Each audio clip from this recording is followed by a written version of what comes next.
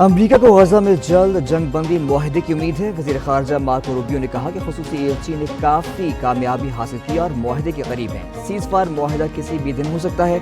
لاشوں اور مصر یرغمالیوں کو حوالے کیا جائے گا۔ 7 روزہ جنگ بندی کے اختتام پر باقی یرغمالیوں کی رہائی ہوگی۔ تمام یرغمالیوں کو رہا کرنے پر حماس کے لیے جنگ بندی ختم ہو جائے گی۔ دوسری جانب اسرائیل کا روزانہ چند گھنٹے کے لیے حملے روکنے کا اعلان، اردن کے شاہ کا امریکی صدر سے رابطہ، غزہ میں جنگ بندی پر زور دیا۔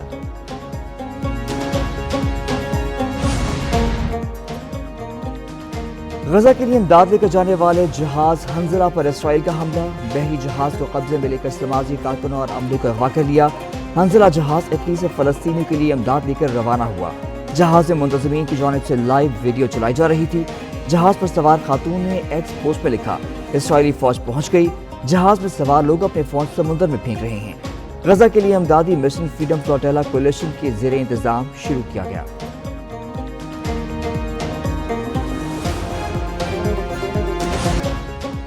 اسرائیل کا امداد غزہ پہنچانے کی اجازت دینے کا اعلان، امدادی قافلوں کو محفوظ راستہ فراہم کرنے کی یقین دہانی۔ امدادی سامان سے لدے ٹرک مصر سے رفح بارڈر کراسنگ کے ذریعے غزہ میں داخل ہونا شروع ہو گئے۔ متحدہ عرب امارات کا غزہ میں انسانی امداد کے لیے فضائی آپریشن دوبارہ شروع کرنے کا اعلان۔ وزیر خارجہ عبداللہ بن زائد ال نہیان کہتے ہیں، غزہ میں صورتحال انتہائی تشویشناک ہو چکی ہے۔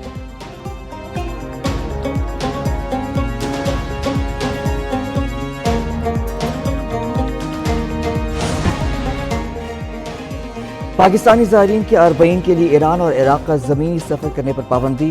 وزیر داخلہ محسن نقوی کہتے ہیں، زائرین صرف فضائی سفر کر سکیں گے۔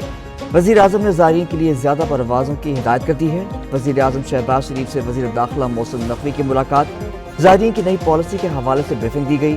ملاقات میں بلوچستان کی امن و امان کی صورتحال پر بھی بریفنگ۔ وزیر اعظم کی گوادر سیف سٹی پر کام شروع کرنے کی ہدایت۔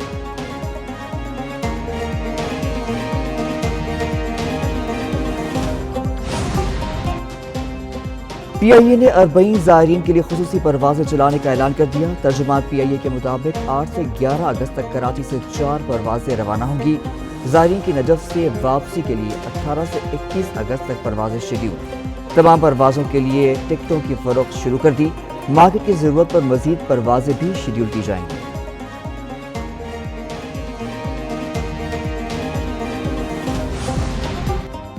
کوئی غلط فہمی میں نہ رہی، عافیہ صدیقی پاکستان کی بیٹی ہیں۔ عافیہ صدیقی کی رہائی کے لیے سر توڑ کوششیں کی۔ سابق صدر بائیڈن کو معافی کی درخواست بھی کی تھی۔ نائب وزیر اعظم اسحاق ڈار کا نیو یارک میں پاکستانی کمیونٹی سے خطاب، کہا کہ پاکستان سفارتی سطح پر متحرک ہے، ڈیفالٹ کا خطرہ دفن کر دیا۔ جب بھی معاشی حالات خراب ہوئے انہیں یاد کیا جاتا ہے۔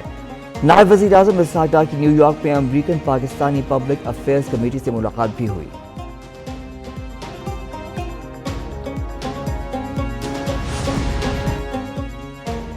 یو اے ای نے پاکستانی سفارتی اور سرکاری پاسپورٹ پر ویزا کی چھوٹ دے دی۔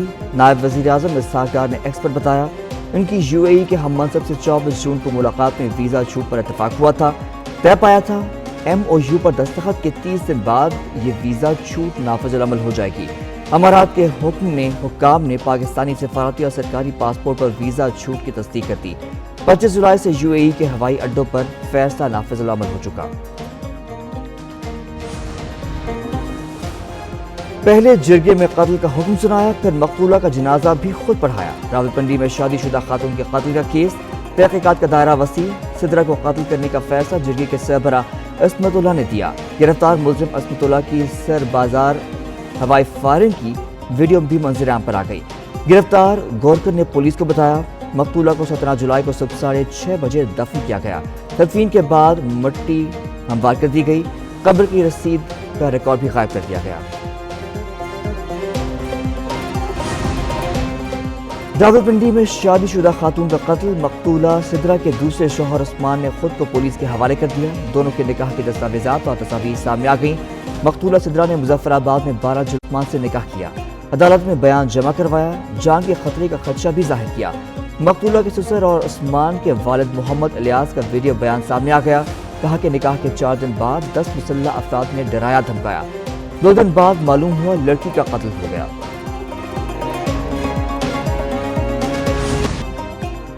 गिलगित बल्तिस्तान में सैलाबी रेलों से तबाही मच गई। बारिशों और सैलाब के बायस जाम बहक अफराद की तादाद 10 हो गई है। चिल्लास में मीनार के मुकाम पर दरियाए सिंध से खातून की लाश मिली।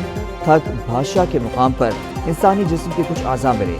नियात वैली में भी सैलाबी रेलों से 8 गाँव तबाह हो गए। गांचे में भी इमदादी कार्रवाइयाँ जारी हुई। फेरी मेलों से सयाहों का इनखला। चाराए रेशम ट्रैफिक के लिए बहाल।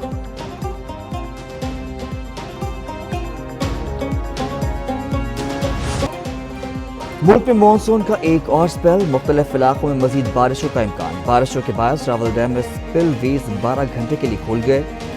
NDMA के मुताबिक बारिशों के बायस मुल्क भर में 272 अफराद जाम बहक, 655 जख्मी हो चुके। पंजाब में सबसे ज्यादा 145 अमवात, 514 अफराद जख्मी हुए।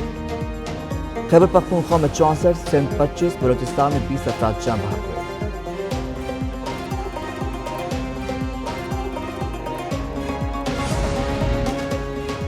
सिंध के मुख्तलिफ अजला में चीनी की फी किलो एक्स मिल कीमत मुकर्रर। खैरपुर में चीनी की एक्स मिल कीमत 168, होलसेल 170, जबकि रिटेल में 177 से 175 रुपए फी किलो मुकर्रर। लाड़काना में एक्स मिल कीमत 165, सक्खर और मीरपुर खास में 170 रुपए फी किलो मुकर्रर।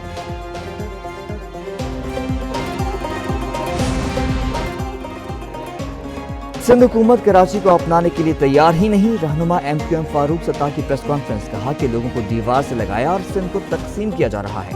कराची में स्ट्रीट क्राइम और बेअमनी की वजह से लोगों की जानें ज़ाया हो रही हैं। दूसरी जानिब सूबाई वजीर नासिर शाह कहते हैं फारूक सत्तार का बयान नाकाम सियासी वजूद की आखिरी चीख है। सिंध हुकूमत पर उंगली उठाने से पहले आईना देखें।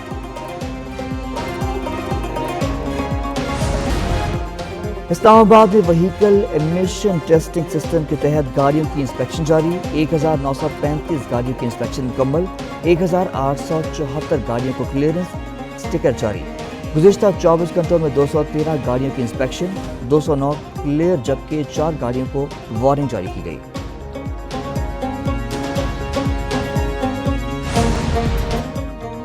पाकिस्तान का नया रिमोट सेंसिंग सैटेलाइट 31 जुलाई को लॉन्च के लिए तैयार। तर्जुमान स्पार्को के मुताबिक सैटेलाइट चीन के यीजांग सेंटर से लॉन्च होगा। सैटेलाइट फसलों की निगरानी, ज़राअत की दुरुस्त मालूमात, शहरी मनसूबाबंदी में मदद देगा। नया सैटेलाइट कुदरती आफात की वार्निंग, सैलाब, ज़लज़ले और ज़मीनी कटाव की निगरानी में मददगार होगा।